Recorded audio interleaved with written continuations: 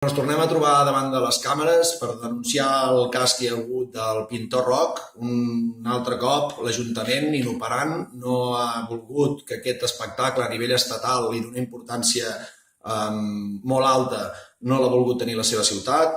Se'ls ha estat culpant tots els dies de que no han sigut ells, de que no s'han entregat tots els papers, de que tot el que donaven no era tot el que necessitaven, i això és fals. És fals perquè aquesta entitat o aquesta cooperativa, o com es digui, entrega el primer paper el 29 de març d'aquest any, 29 de març. L'únic que passa és que l'Ajuntament perd els papers, i no de manera simbòlica, sinó que és una manera real. Va perdre els papers i no els van trobar fins que aquestes persones es van posar en contacte amb elles un mes després per dir-los que no trobaven els papers.